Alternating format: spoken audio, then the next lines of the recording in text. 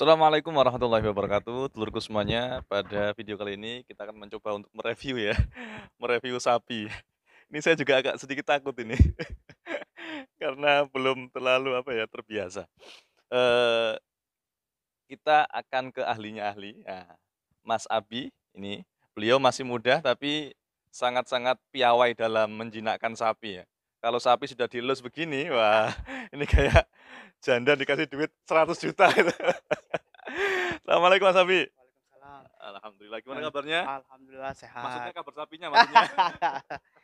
Alhamdulillah sehat sapinya. Sapi sehat ya? Sehat semua. Ah, Mulus begini mulus semua sapinya. begini Mas Abi, ini Mhm. kan, mendekati Idul Kurban itu. Sekarang yang ingin saya tahu ini Mas Siap. Abi, bagaimana cara membedakan sih, kan ini coba Mas Hakim Mhm. bisa di-shot, ini kan sapi kan hampir sama ya, Iya. ya wajahnya juga sama, beda dengan saya dengan Rasa eee, juga sama, Bali heeh, semua ini. wajahnya sama, Iya. terus bentuknya sama, semok-semoknya sama, Siap. tapi ini harganya berbeda, betul? Beda. Bener. Betul. Coba yang ini Mas Hakim, ini harganya berapa Mas Abi?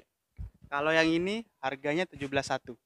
17.100 Itu pun pemirsa, masih bisa ditawar. masih bisa ditawar, Siap. ya bolehlah tawar-tawar. Yang satunya? Ini harganya 19.800, masih bisa Oh, tawar. masih Masih bisa bisa. ditawar. Kelihatannya sama? Selama kelihatannya. Pertama Pak ya, kalau kita ngelihat sapi kurban, saya kalau boleh contohkan, tapi saya contohkan dulu di awal. Untuk sapi yang ini asalnya dari sapi Kupang. Kupang itu NTT. Kalau kita lihat kan mulusnya beda Pak ya. Ini contoh rambutnya lebih panjang. Kenapa lebih panjang? Karena di sana rata-rata kata pemiliknya dilepas liar Pak. Jadi kadang kalau malam kedinginan, dingin banget. Kalau siangnya panas banget. Nggak pakai selimut ya? Nah itu juga dilepas liar. Nah jadi kadang sapi itu kedinginan dan kepanasan bersamaan. Sedangkan sapi Sulawesi mainnya di kandangan. Oh, Jadi bulunya juga dimandiin tiap hari. Rawatannya beda. jadi ini bisa jadi tebal karena bulu mungkin? Karena cuaca. Cuaca ya? Cuaca tebal. Oh, jadi kulitnya tebal? Beda. Ini malah tipis. Bulunya aja yang panjang. Ini coba kalau kita pegang. Ini sapi ini Pak, karena sapi sering dilepas, jadi kalau dipegang manusia masih agak-agak Agak takut agak ya? takut. Betul, karena manusia itu Hmm. jahat gitu. Kalau Jadi ini sapi Sulawesi, kalau kita pegang, memang nggak ada rambutnya Pak, tapi kulitnya tebal. ini Jadi juga memang, agak malu-malu Mas Abi ini. ya malu, tapi Mungkin ini belum aman lah Pak. amal ya? Aman ya? Aman. Yang kedua, kalau kita ngelihat sapi, kalau misalnya mau lihat sehat apa enggak, kadang dia aktif sama enggak. Yang kedua, itu ini kuping.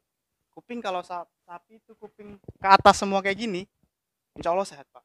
Oh, Iya. jadi kupingnya jepopong Kalau sapi bahasanya ya? Bali, iya. Kalau Apa sapi Bali, jepopong itu Mas Abi bahasa apa ya? Indonesianya? Berdiri lah. Berdiri. Berdiri. Nah, kalau untuk sapi yang biasanya kurang berdiri itu perlu diperhatikan lah. Untuk berapa hari, apakah dia kurang makan, apa makannya kurang fit, apa mencret juga itu bisa kita lihat lah. Oh, begitu ya. Hmm, Sama dengan manusia ya. Kalau sama. nggak bisa berdiri ya kurang Agama. Itu beda lagi kalau beda itu. lagi kontennya ya.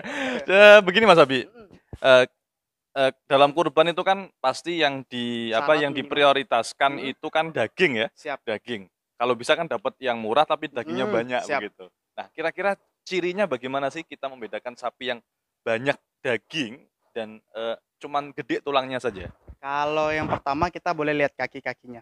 Kaki-kaki. Kalau kaki-kakinya itu misalnya tebal, besar, itu biasanya timbangan dari badannya juga akan besar. Ketika akan besar, ketika pantatnya tipis, timbangannya besar, harganya jadinya naik, Pak.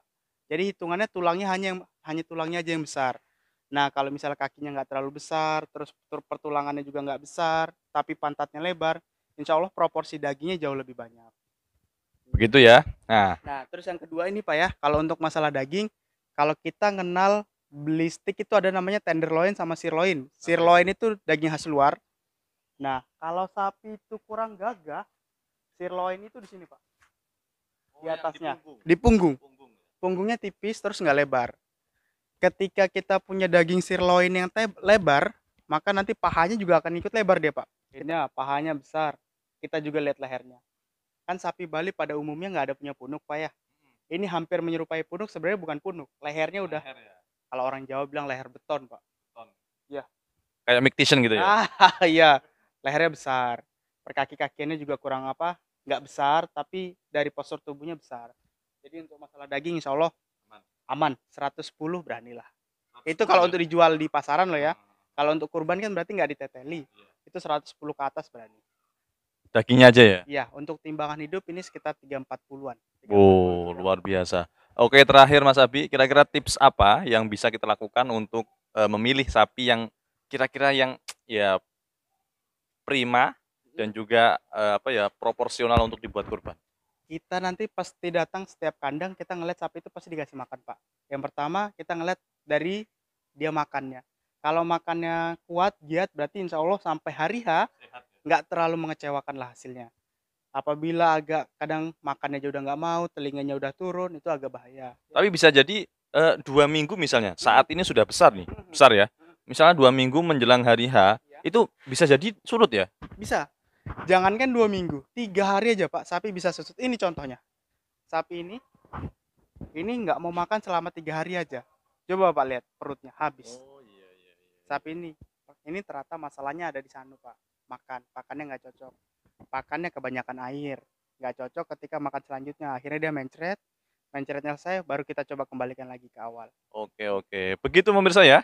Terima kasih Mas Abi atas pengalaman dan ilmu pengetahuannya. Jadi kita sudah bisa membedakan bagaimana cara membedakan sapi yang ideal untuk kurban atau untuk yang mungkin bisa diternak dulu baru dikurbankan. Siap. Baik, terima kasih Mas Abi Siap. waktunya. Di sini kita akan milih-milih sapi dulu. Milih-milih aja tapi. Oke, Assalamualaikum warahmatullahi wabarakatuh.